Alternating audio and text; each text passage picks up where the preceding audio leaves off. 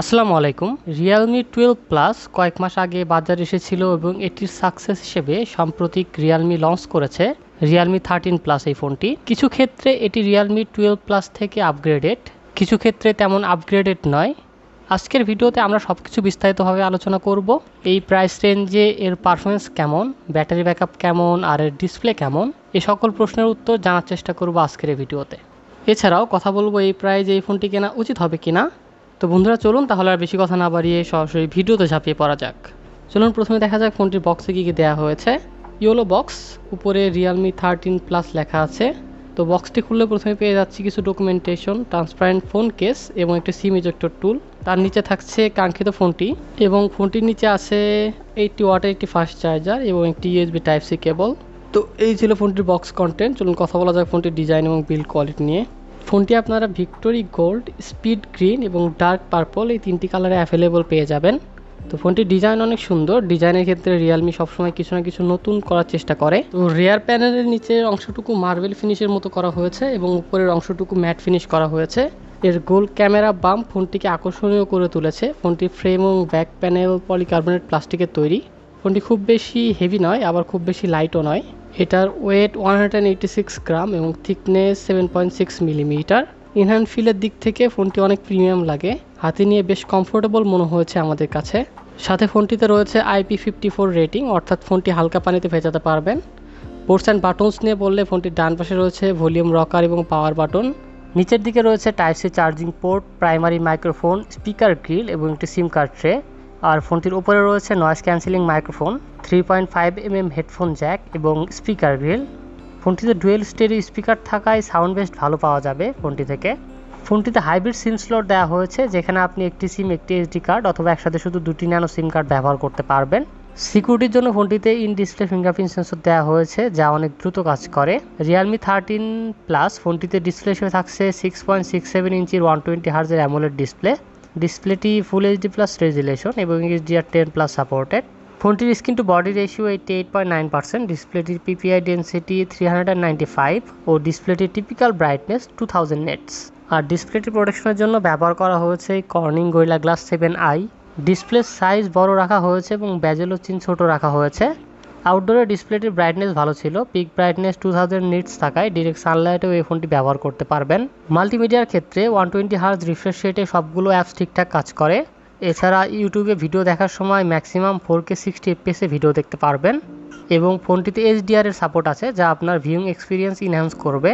Display resolution FHD plus হয়, picture quality এবং colour accuracy ভালো লাগবে আপনাদের কাছে। বন্ধুরা, চিপসেট হিসেবে ফোনটিতে ব্যবহার করা হয়েছে মিডিয়াটেকের ডায়মেনসিটি 7300 এনার্জি চিপসেট। এটি 4 ন্যানোমিটার ফেব্রিকেশনে বিল্ড করে একটি অক্টোকোর চিপসেট এবং জিপি হিসেবে থাকছে মালি G615MC2। ফোনটিতে ব্যবহার করা হয়েছে LPDDR5 র্যাম এবং এর স্টোরেজ টাইপ দেওয়া হয়েছে UFS 3.1।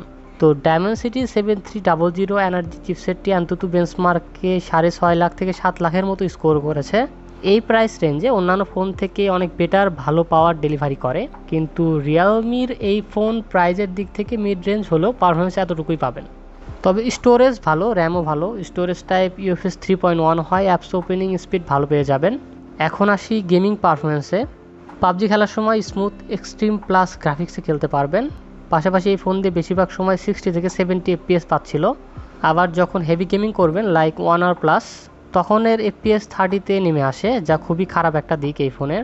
গেম প্লে করার সময় ফ্রেম ড্রপ খুব কম পেয়েছি আমরা। তো ক্যাজুয়াল গেমিং ঠিকঠাকভাবেই করতে পারবেন, কিন্তু হেভি অথবা এক্সট্রিম গেমিং করার সময় FPS ড্রপ করায় হালকা ল্যাগের দেখা পাবেন। এছাড়াও ডে টু ডে ইউজে ফোনটি থেকে ভালো পারফরমেন্স পেয়ে যাবেন। এর অ্যাপস ওপেনিং এবং ক্লোজিংও ফাস্ট ছিল। বন্ধুরা, রিয়েলমি 13 প্রো ফোনটিতে রয়েছে ডুয়েল ক্যামেরা সেটআপ। 50 মেগাপিক্সেলের মেইন ক্যামেরা, যার অ্যাপারচার f1.8 এবং 2 মেগাপিক্সেলের একটি mono sensor.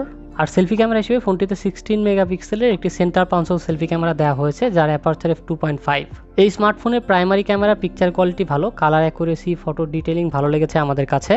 Balanced picture quality provide করে। তবে প্রাইস বিবেচনায় ফোনটিতে আলট্রা ওয়াইড ক্যামেরা দেওয়া উচিত ছিল। তো ক্যামেরা পারফরমেন্স বাজেট অনুযায়ী ডিসেন্ট থেকে কিছুটা উপরে রাখবো আমরা। সেলফি ক্যামেরা দিয়ে ব্যাক ক্যামেরার মতো স্ক্রিন ডিটেইলিং, কালার অ্যাকুরেসির সাথে ফটো তুলতে পারবেন। এছাড়া ফোনটির রিয়ার ক্যামেরা দিয়ে সর্বোচ্চ 4K 30 fps পর্যন্ত ভিডিও রেকর্ডিং করা যাবে। ব্যাক ক্যামেরা দিয়ে স্টেবল ভিডিও রেকর্ড করা যায় না, তবে কালার অ্যাকুরেসি ভালো ছিল।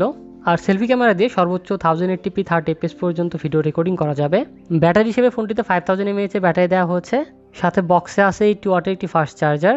80 ওয়াটের চার্জার দিয়ে 0 থেকে 100% করতে প্রায় 45 মিনিটের মতো সময় নেয়। নর্মাল ইউজে স্মার্টফোনটি থেকে প্রায় একদিনের বেশি ব্যাটারি ব্যাকআপ পাওয়া গিয়েছে। আর একদম হেভি ইউজ করলে স্মার্টফোনটি থেকে প্রায় 6.5 ঘন্টার মতো ব্যাটারি ব্যাকআপ পাওয়া যাবে। তো ব্যাটারি ব্যাকআপ ওভারঅল ভালো ছিল এই স্মার্টফোনটির। আউট অফ দ্য বক্স ফোনটিতে অ্যান্ড্রয়েড 14 পাওয়া যাবে, সাথে আছে রিয়েলমি ইউআই। ফোনটিতে অনেক প্রি ইনস্টল অ্যাপ রয়েছে যা চাইলে আপনি আনইনস্টল করতে পারবেন। সাথে অনেক অ্যাপস সাজেশনও চলে আসে। তাছাড়া অনেক আননেসেসারি নোটিফিকেশনও পুশ করে ফোনটি।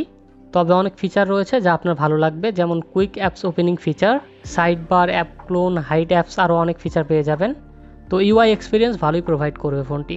কানেক্টিভিটি নিয়ে বললে 5G সাপোর্টেড স্মার্টফোন এটি, সাথে ব্লুটুথ 5.4 এবং ওয়াইফাই 6 রয়েছে ফোনটিতে, কিন্তু এতে NFC, FM রেডিও এবং আয়ার ব্লাস্টার নেই। সেন্সর নিয়ে বললে accelerometer, gyro, proximity, light sensor ও কম্পাস এরকম সকল সেন্সরই পাওয়া যাবে ফোনটিতে।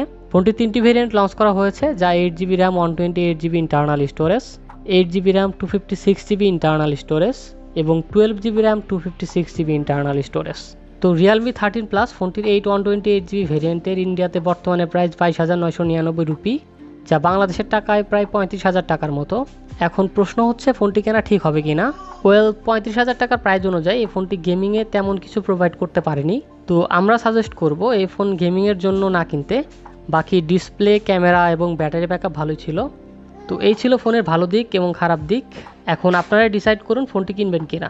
তো বন্ধুরা, আজকে রিয়েলমি 13 প্লাস পর্যন্তই। দেখা হবে আবার নতুন কোনো ভিডিওতে। সবাই ভালো থাকবেন, সুস্থ থাকবেন। মহান আল্লাহ তাআলা আপনাদের সবাইকে সুস্থ সুন্দর একটি জীবন গড়ার তৌফিক দান করুন। আল্লাহ হাফেজ।